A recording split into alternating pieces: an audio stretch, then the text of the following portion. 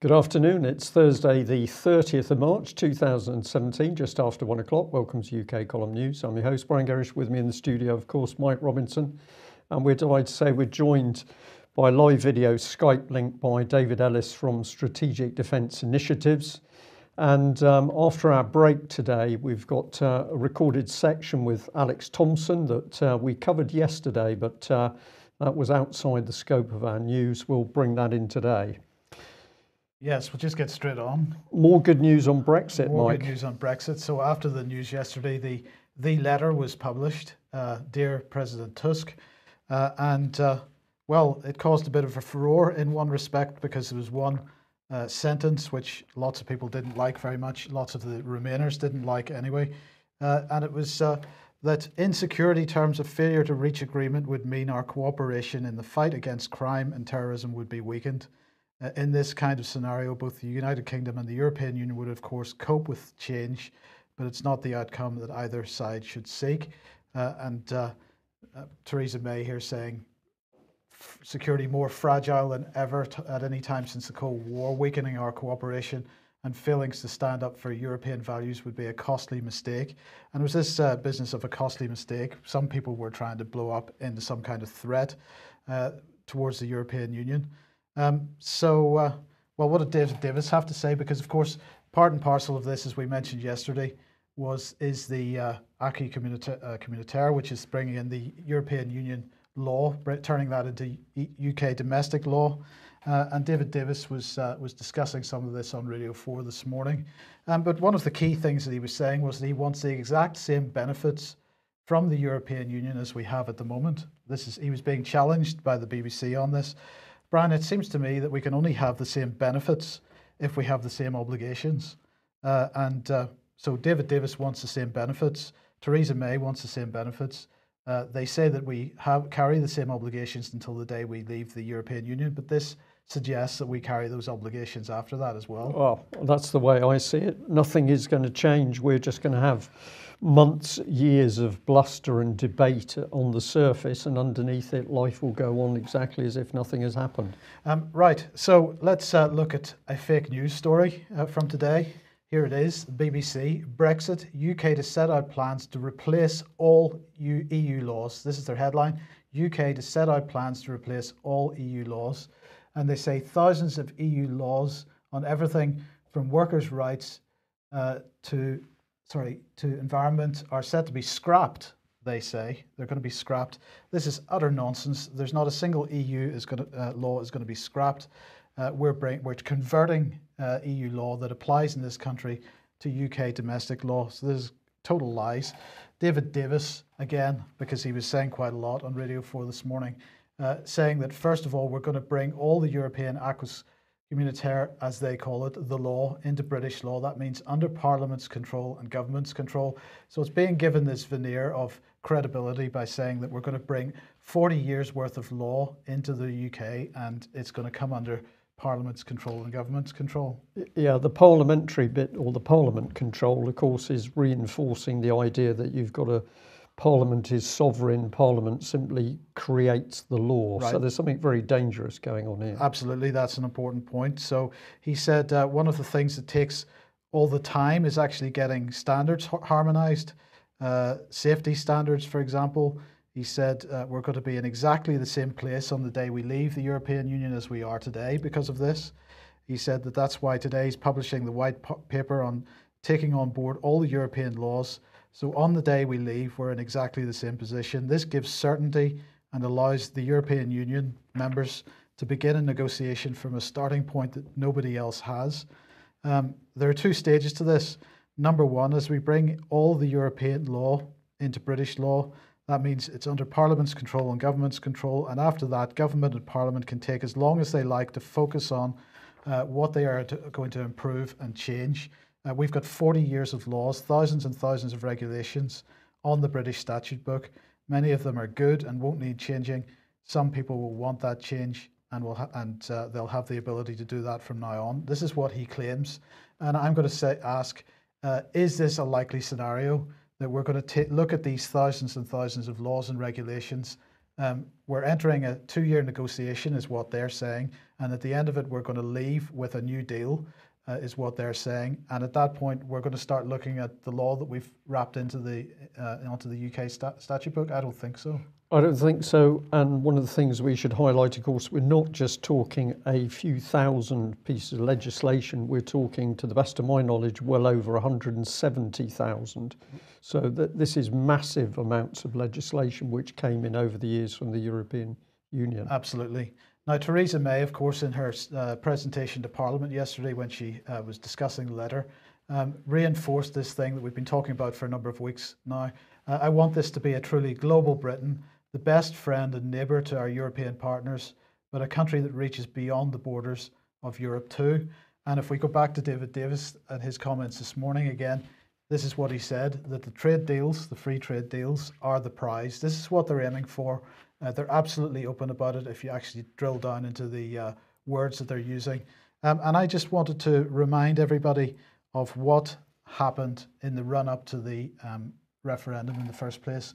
Because if you remember, David Cameron had a bunch of adventures in Europe.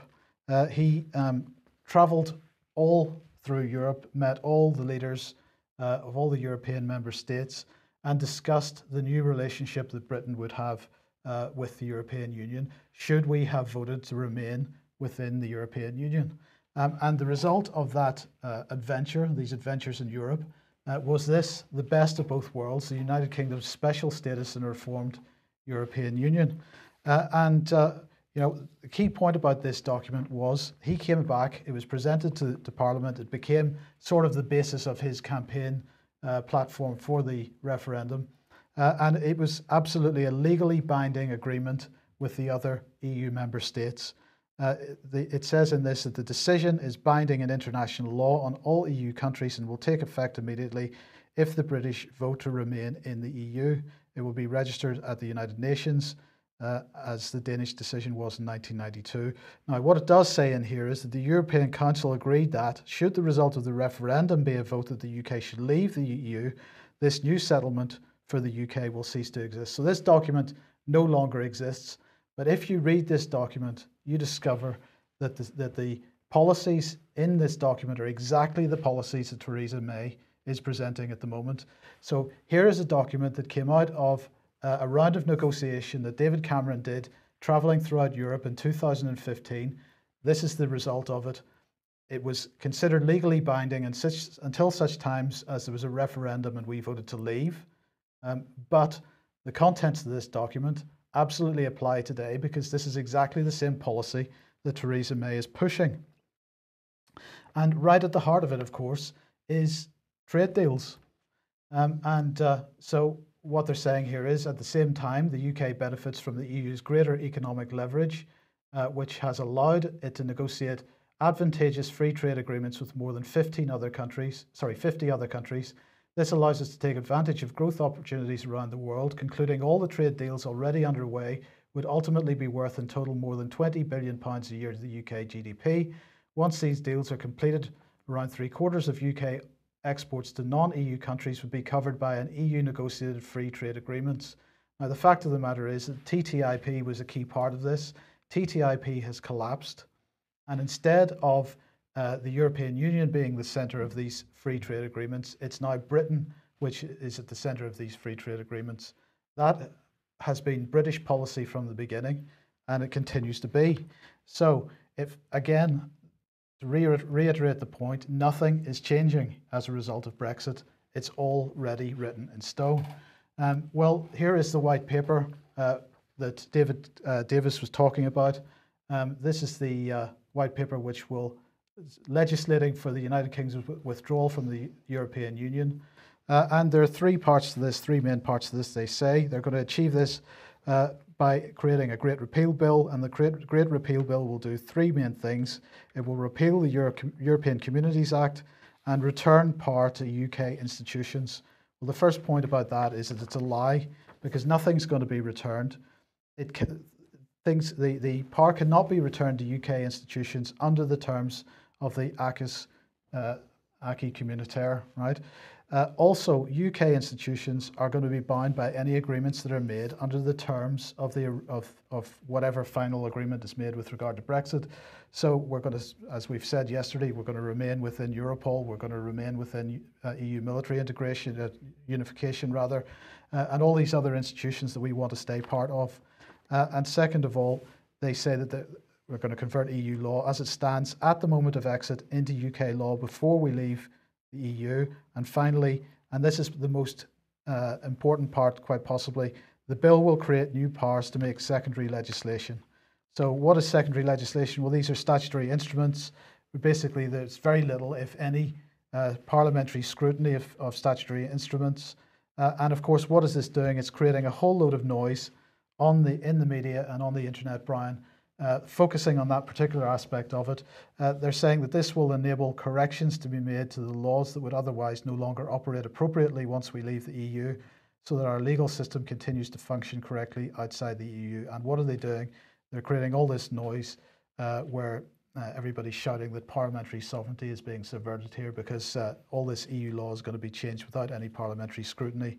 But what fascinates me about this is that, of course, people who voted to remain won't complain too much about this, Brian, because they want EU law to stay in place.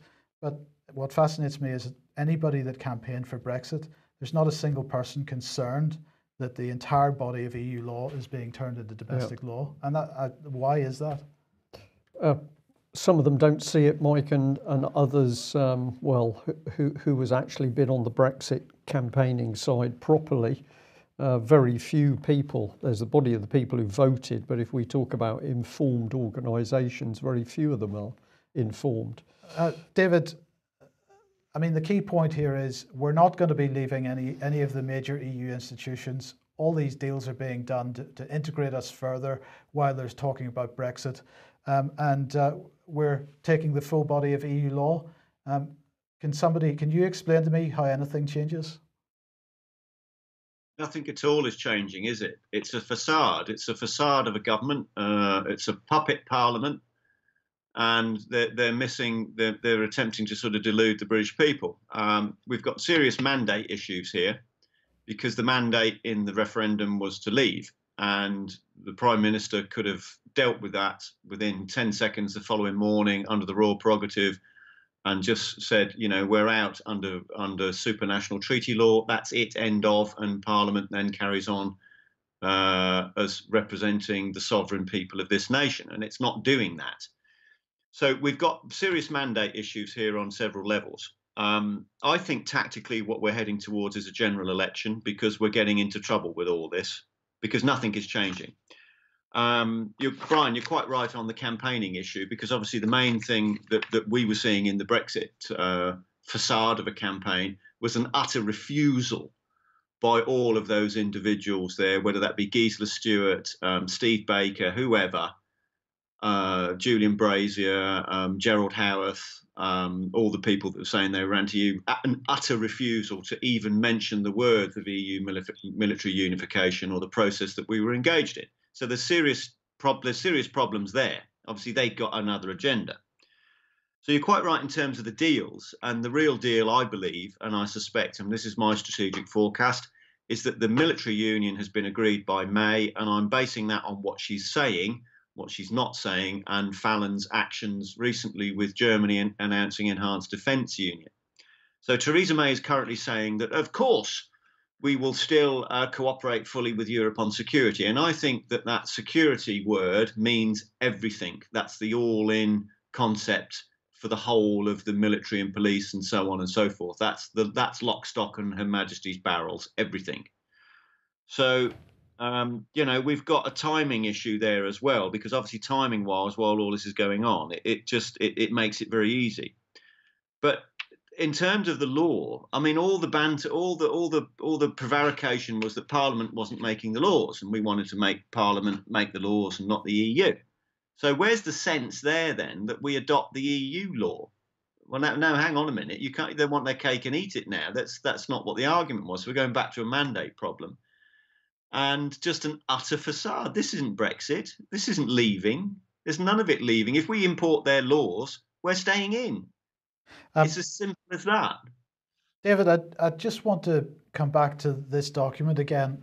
This is David Cameron's Best of Both Worlds document. As I say, because we voted to leave the EU, this is no longer a legally binding document. But the fact of the matter is that Jean-Claude Juncker was making EU military union a condition of this document at the end of 2015. So when this document was released to the public in February 2016, EU military union was already a done deal because this was a legally binding agreement. And Juncker had already made it clear that military union was a condition of this agreement. Yeah, completely. Because it's vital. We've said this all along. It's utterly vital to the entire concept of the total unification of Europe.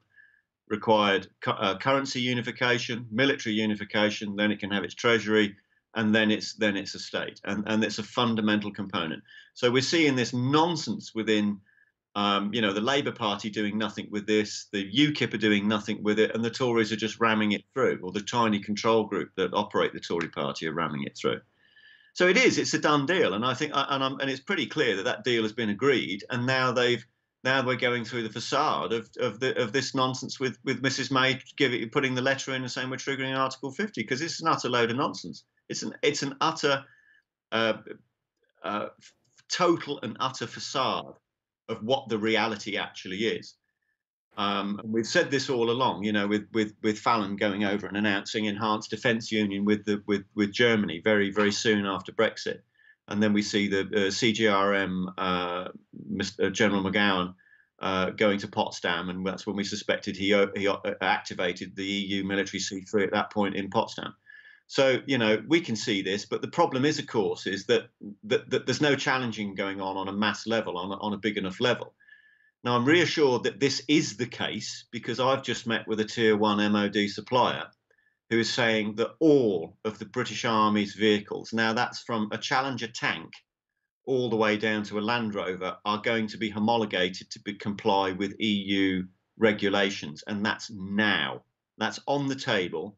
So we can pretty safely say that this is happening.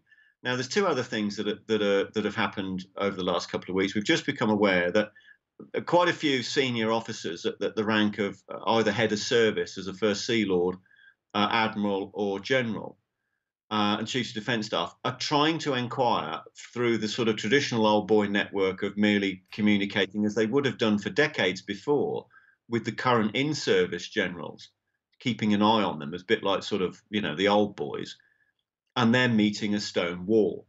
And the reason for this is they can't get any information about what's going on because it's official secrets and it's policy and the government are doing it. So they need to realise that this is the case. And then the big issue here is everybody, Farage is wonderful, isn't he? He keeps going on about immigration and border control. Well, what use is that without your own military? Yep. Or control of your own security services? Because this is an all-in concept. So he's run away from this, and he's run away from me personally on it, refused to challenge it, as have all of their command networks. That's Andy Wigmore, Rob Oxley, Matthew Elliott, all the people at Vote Leave refuse to even use the wording. So this is how serious this is. This was the big issue. This was the trade deal. And we were told by an insider in Number 10 that May's tactic, i.e. the facade of our government, as she represents, was that they would trade in the military in order to get the trade deal. Well, that's an utter nonsense. Utter nonsense, because what they've done is they've served the EU. They haven't served the British people. Yeah. So I think we're getting very close to very dangerous territory, even worse than what we were in 72 with our constitution, with mandates, with people in government acting outside of their office. And, this is really, really dangerous territory. We've just effectively surrendered our military to the EU. Yeah. That's what's happened. David, if I can just come in here, it's very interesting. Some individuals in our chat room are picking up on the fact it comes back to the quality of the people that we've got in Westminster. So let's come in at a different angle. You've given a brilliant summary there of of what's happened. You've talked about a facade. This is not in the interests of the British people, military given away. Well, here's a group of the pro-European lovies outside of Parliament as part of an open Britain debate. So we've got Nicky Morgan, we've got Nick Clegg, and the man of great interest to me is Nottingham MP, Labour MP, Chris Leslie. Let's just highlight Mr. Leslie if we can. There we are. And what is all this about? Well, they're making a huge fuss, of course, that we're going to lose a whole heap of things if we break away from the EU. And I've highlighted there with a big arrow, rights. They are very, very desperate that human rights are protected because that's what the European Union is all about. So I think since the man in the spotlight is Chris Leslie, let's remind people that this is the duplicitous MP who was very happy to have the publicity photographs glad-handing Melanie Shaw when he thought there was some benefit to her. Remember that Melanie at one stage actually worked in this gentleman's office, his constituency office. What has he done since she has been in prison? Absolutely nothing. He's organised no street protests. He's had no proper mainstream publicity on her case. He has done absolutely nothing whatsoever to help child abuse whistleblower Melanie Shaw. So we are now seeing the quality of these MPs. I'm using a word like duplicitous or hypocrite. I'd like to use some much harsher adjectives, but we've got rules on that in UK column. These people are despicable. And if we follow the little pattern through, let's come in at this angle because if we remember, it was the former Chief Constable of Nottinghamshire Police whose team were harassing Melanie Shaw. He did nothing to stop it. And I'm going to contrast him with this man, Mike Veal, the man who has bravely put this video up talking about his investigation into Ted Heath. And I'm going to say as a result of reaction from UK column viewers, the number of views on that video has gone up from a mere 1,500 to nearly 4,000 now. And we are saying, please keep supporting Mr. Veal because he's doing his job, whereas it's very clear that Chris Eyre was not doing his job. And if we continue on the theme, this is another Nottingham case. We've got the police across UK searching for this woman who supposedly abducted her two boys. I'd like to just say that what is actually going on is that the police and the press and the media in UK are concealing information from the public. Sorry, there's two froms in there, from the public, as Mother Samantha Baldwin tries to protect her children and is branded the abductor. Now, this is an old story, as it were. This is a template. It's happened to many mothers and fathers. This is just a list of some of the articles at the moment saying that the police are hunting this lady, but they give no detail of the real facts of this case. And the template is that mother has turned to social services for help in protecting her children. She then becomes the victim and is now being hounded across the country.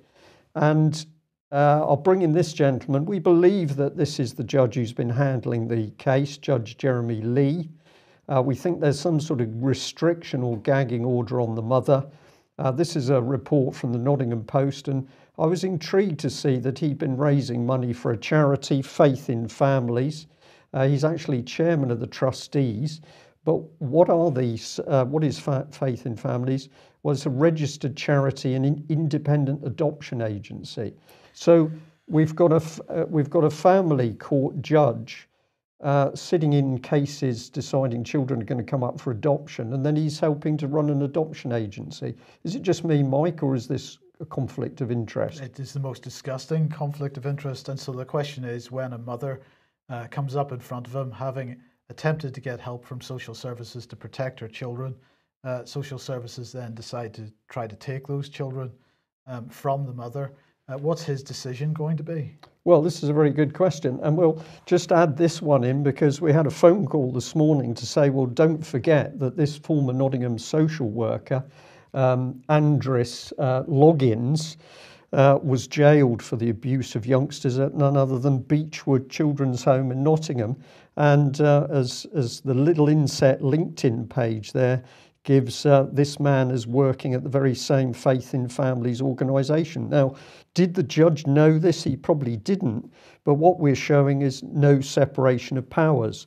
But what's my main point here? We've come in from Brexit to child abuse. Well, my point is that now even MPs are admitting that British Prime Minister Theresa May knows about the child abuse rings in Westminster. She knows fully what is going on, but those MPs say she is incapable of doing anything about it. And I would suggest that if Theresa May is incapable of doing anything about child abuse in Westminster and the British government, she's incapable of doing anything with regard to policy in the European Union. She's surely just a puppet in what she's doing with regard to Brexit, Mike. Well, as I said, everything she's doing echoes what David Cameron was doing before her. He was a puppet. Where is the policy coming from? That is the question. Presumably it's the most powerful banking interests, and we'll leave that for another day. David, would you like to just give us 20 seconds to close on that section, and then we've got a couple of adverts coming up? I completely concur. No separation of powers. We've got conflicts of interest. It's, blatantly apparent, that there's so many things here that are wrong.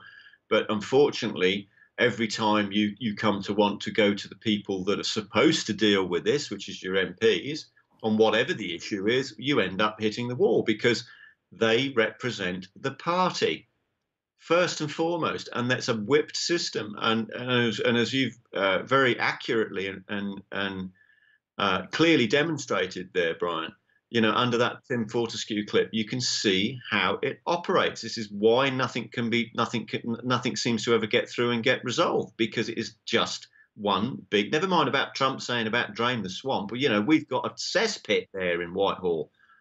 It's as simple as that. That's why we cannot resolve anything. I tell you what really made me think last night. The wife and I sat watching the program where they go in and do the person's house up because they've got disabilities or problems. There was a lady and a gentleman on there where the woman had had a stroke and they in childbirth and had two twins, and there was about 150 tradesmen turned up and turned around these people's lives. And I looked at Amy and I said, the problem in our country isn't the people.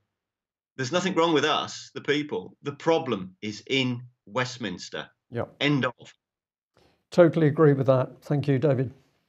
Okay, quick ad then. Tonight, 7 p.m. In the Cabana restaurant in Glasgow, Identity and Truth, a meeting with Gillette Atzman. It's being run by David Scott. Please do get along and support that if you can. Tickets available from Eventbrite before you get there, and that's at £7 or £10 on the door.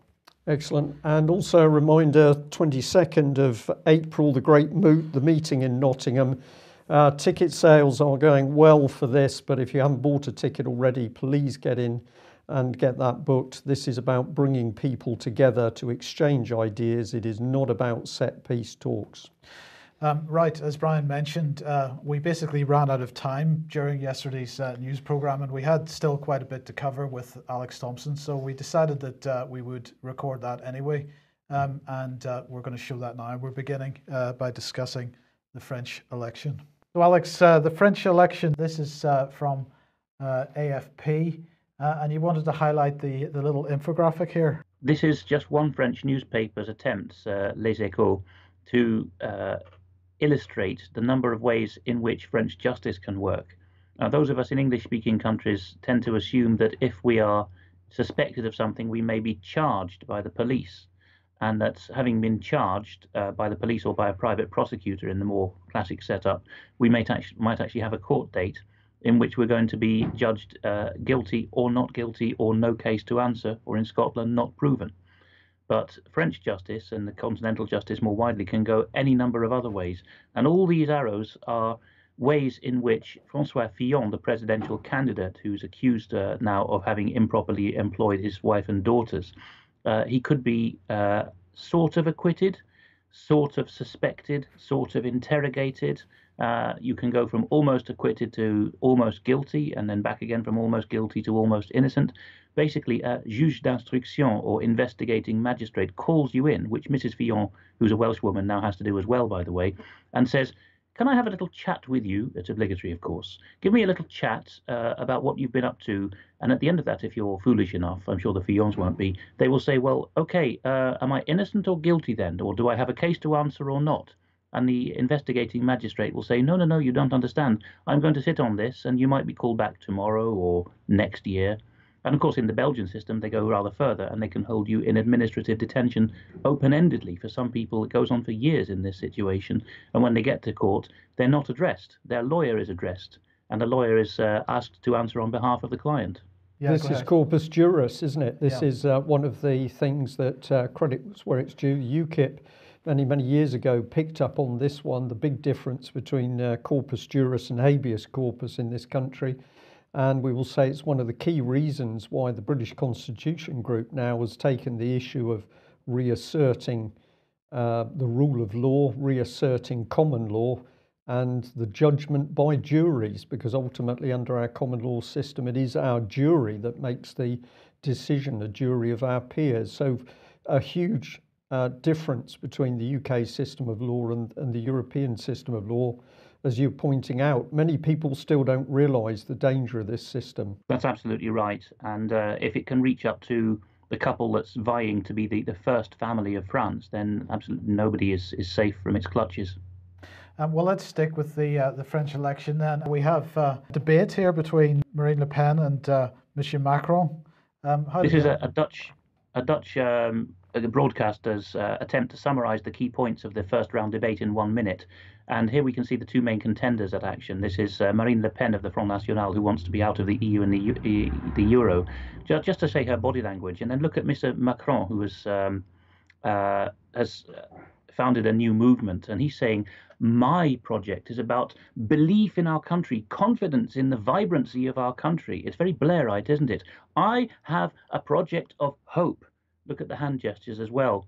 And then when it gets a bit shirtier between Le Pen in the middle there and Macron, who's to her left, as we're viewing, she says a particular thing about a division in the country. And he says, no, Mrs. Le Pen, you're falling into the trap of believing in division. We need a united country. I believe in a united country.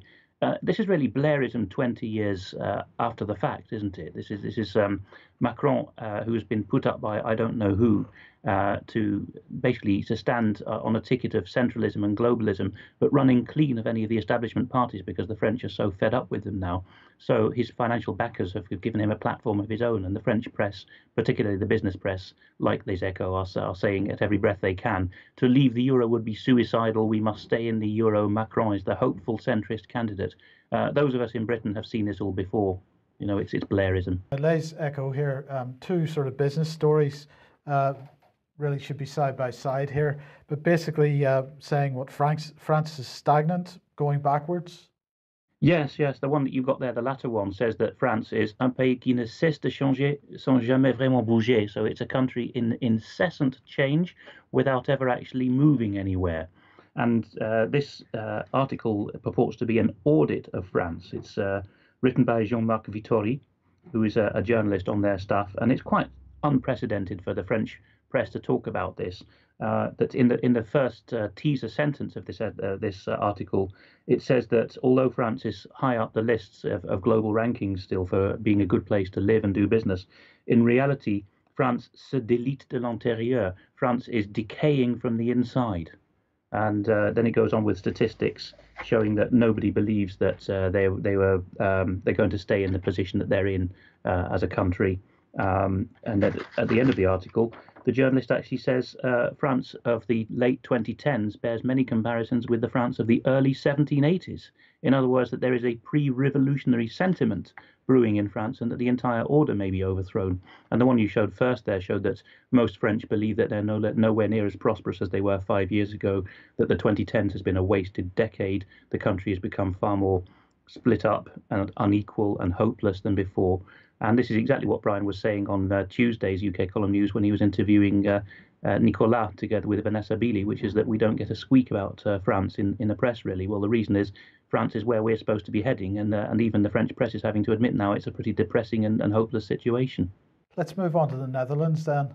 Well, what are we looking at here? Aftermath of the elections. This is a rather shocking incident of what the Turks as a state have been able to do in Dutch politics. There's a mosque in Amsterdam East which has turned into a polling station. And if you look up this article, I know it's a Dutch headline here, but it says, look at this independent polling station in East Amsterdam. And further down that page, there's pictures of Turkish flags in the windows of the mosque. There was apparently, well, not apparently, it's been reported by multiple people, there was Turkish radio playing when people went in to vote in this polling station, which was just a mosque that had been transformed for the day. There was literature out for Diyanet, which is the Turkish government's Ministry for Religious Affairs for people abroad, which I've talked about in the past on UK Column News. And then the city council were called in by disgruntled voters about the situation there. And the council came along and said, yes, you have to take the literature away, but there's no problem with having a foreign country's flag in the window of this polling station, and there's no problem with playing a foreign radio station while people are voting. Wow. So that's how serious the situation is now. And in the meantime, Turkish minister, according to this independent headline, Turkish minister claims holy wars will soon begin in Europe after Geert Wilders was beaten. And this is a classic bit of baiting by the Independent, because the independent journalist who copied this from Hürriyet, a kind of liberal Turkish opposition paper, she unquestioningly took on their translation of what the Foreign Minister Çavuşoğlu had said. And in the rather poor, I should say, the rather poor Turkish translation which Hürriyet had made, they ascribed to him the sentiment that holy wars would begin. So you would assume from that he was calling for jihad in Europe or some such thing. But he didn't say jihad. He didn't even say kutsal, which is the Turkish word for holy, describing the wars. He said that the wars would be wars of deen, which is the Islamic concept of how committed are you to your religion and your way of life. So actually the point he was making was he was not threatening directly. He was saying, I predict that there will be a confrontation inevitably between immigrants who are committed to at least some way of life and a lot of the host population who don't know what they're committed to. This is another one just after the the Dutch election. Well, that's quite a Freudian slip. I'm calling it the Turkish election. That's pretty much what we've had here. This is about the ethnic Turkish member of parliament in the Netherlands for the Christian Democrat Party, roughly the equivalent of the Conservatives. Sort of centrists claiming to be conservative.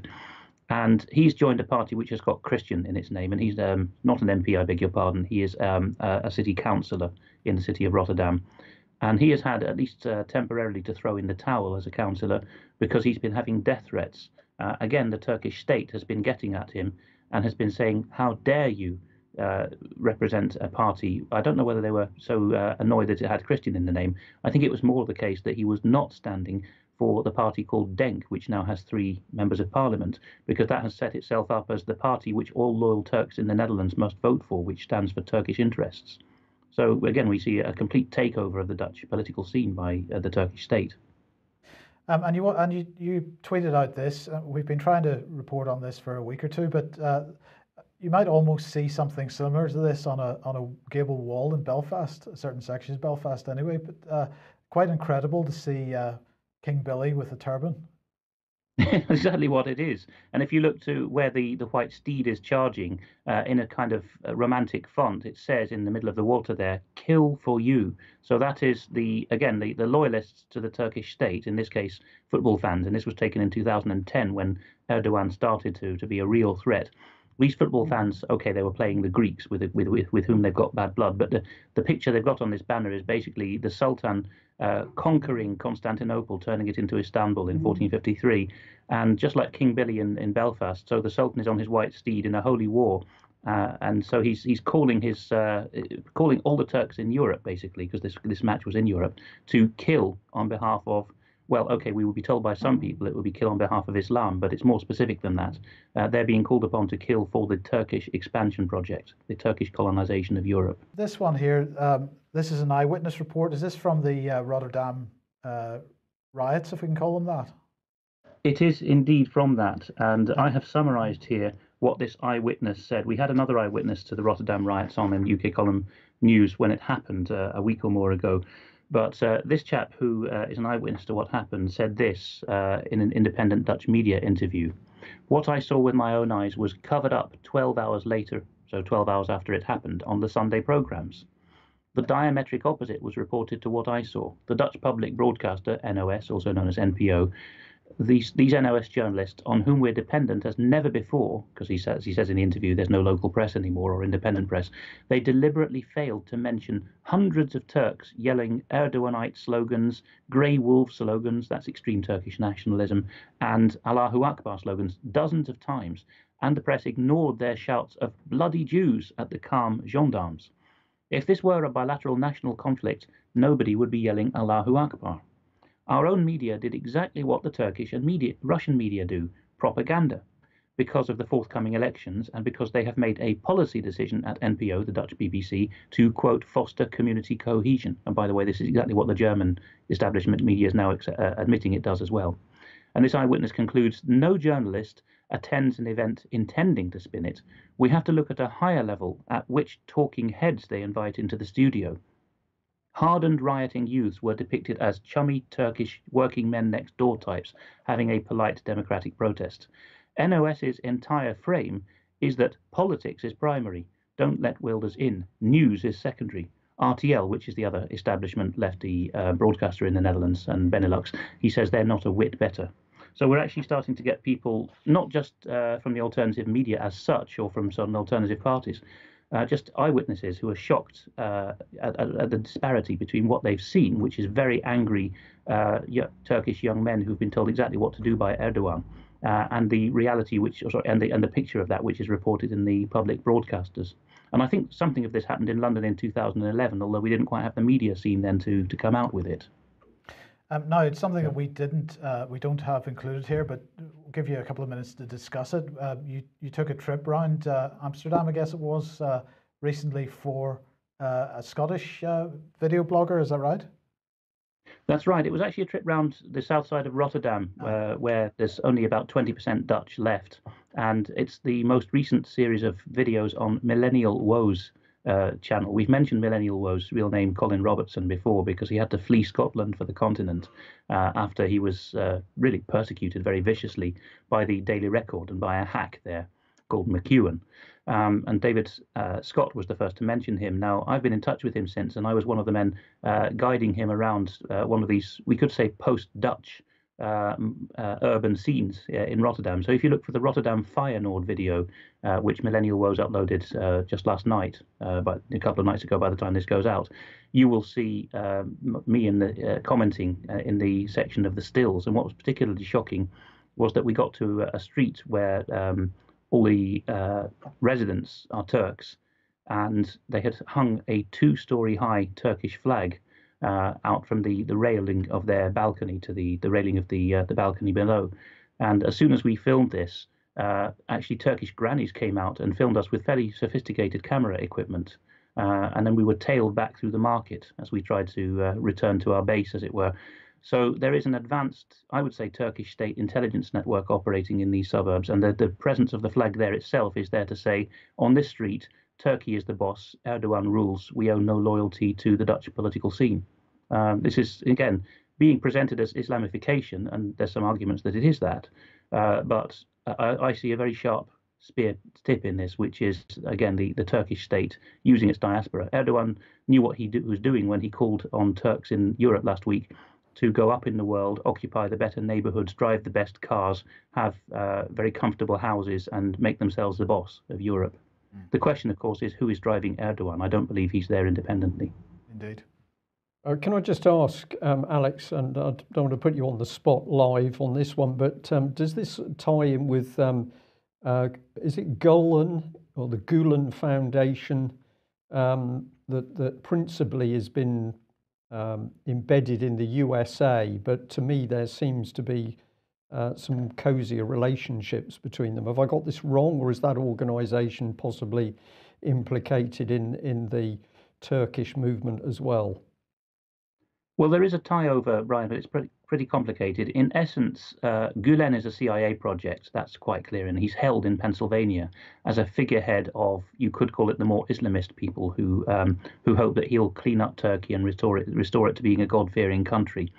And Gulen had been thought of by the NATO and CIA type planners as the way to turn the Turks into shock troops against Russia. And China in the end. But this didn't quite work. So Gulen fled to the United States at the time when Erdogan was getting off the ground, really, in politics. And he doesn't dare go back now. And he split with Erdogan.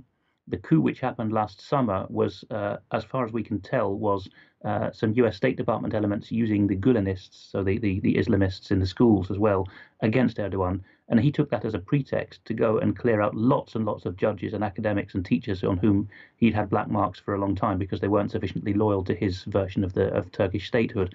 So Gulen and Erdogan have had a tiff, but they are both versions of foreign interests, largely American and Israeli, subverting Turkey and using it because of the national pride and vigor of the Turkish people, using them as a wedge between Europe and the Islamic world, and particularly between Europe and Russia. Right.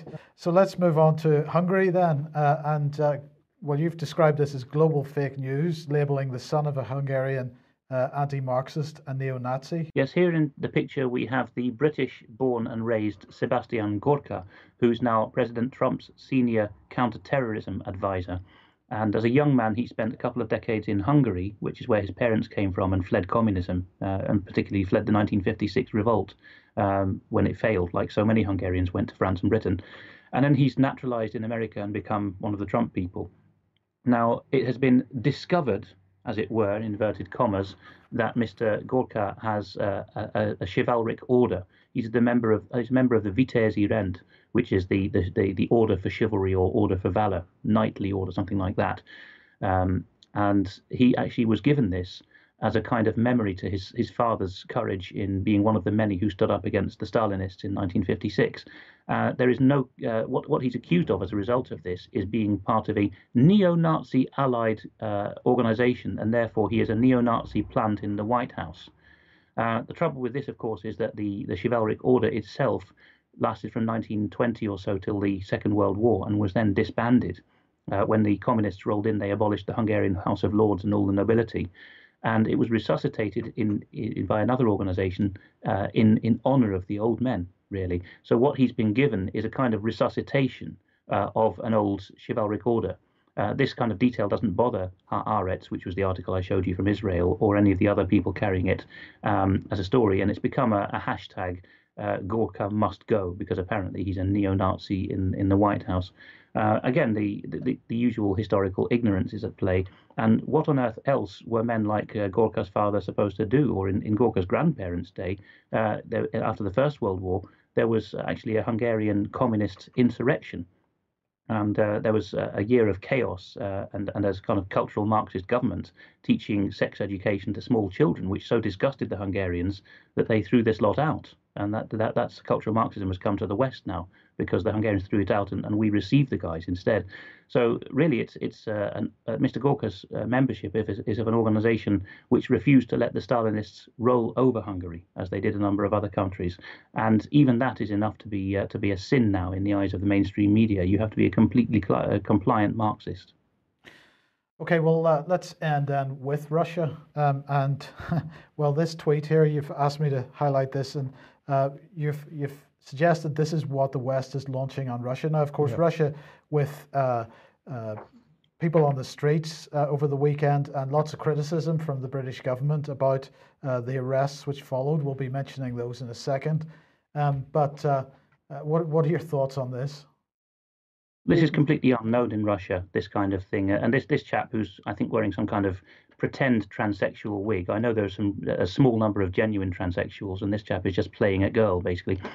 He's gone out on the streets with some kind of gold lame handbag out of which he has to whip his passport for the policeman, wearing ridiculous stack heels, and just behaving like, I think the word he would want to be used of himself is behaving like a slut. In a Russian march, which is quite ridiculous because you can see the policemen having to still wear their fur hats.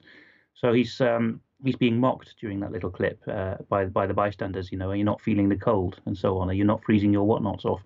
But this is the extent to which we are debasing Russia with cultural ideas, memes coming out of the West. You know, that this was all part of a wave of supposedly pro-opposition protests in Russia, which are really they're just there to mock Putin.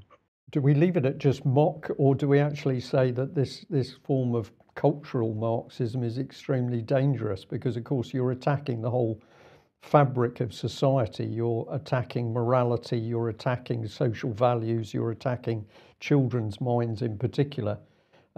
This is an orchestrated program. This is an orchestrated program attacking the state rather than just Putin, isn't it? It's very much towards the state rather than Putin, because in the same wave of so-called pro-opposition protests, well, you'll see what's happened in the same wave, but every level of society has become involved, and they're being turned against the government and the police. And we can see more of the same. We've got in the latest wave of opposition protests in Russia, we've got people tweeting in Russia, compare the generations. You know, a boy who defended the fatherland in the Second World War versus, well, a man boy of the current generation who's picked up from the West, the idea that he needs to put on a childish smile and carry a picture of a rubber ducky as a way of bringing down the government. Apparently, we've got a boy of, I don't know, I would say about 8 there at most.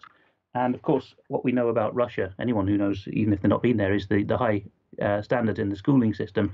And so here he is in a sort of American or European style protest saying, we get too much homework, it's ridiculous, it's unacceptable, no homework. And he's turning that into an anti-government complaint, you see. So I think the Sorosites are obviously desperate for the Russians to become less well-educated and less eloquent and less world-aware. And one way to do that, of course, is to get children to join these protests. And then when people get detained, yes, go on. Yeah, well, I was just going to say, we had an official statement from the Foreign Office complaining bitterly about the treatment of the protesters by the Russian government. And this tweet here seems to be contrasting on the left what happens if you're a Russian protester, and on the right what happens if you're a protester in the United States. That's absolutely right. This is a cynical tweeter called Golos Mordora, so the voice of Mordor, so a Tolkien pen name, as it were. And he's describing la pierwszą foto krwawa diktatura. So on the left, in the first photograph, a bloody dictatorship, supposedly. Na wtorom prodvinuta demokratia. So on the right is a leading democracy. This is all cynical, of course. A leading democracy with great respect for universal human rights. And look at the difference, he's saying. And of course, what the point is, if you're arrested in Russia, they don't frisk you for phones. You're able to take photos from the inside of the Black Maria, wave at the camera, go off for questioning. On the right, some real children, and they look preteen to me, have been cable tied like turkeys. Yeah, absolutely. And there they are. These I'm not sure which city this was. I've got a vague feeling it may have been Seattle, judging from the uniforms and so on. But I might be wrong there. They're there with their great big truncheons.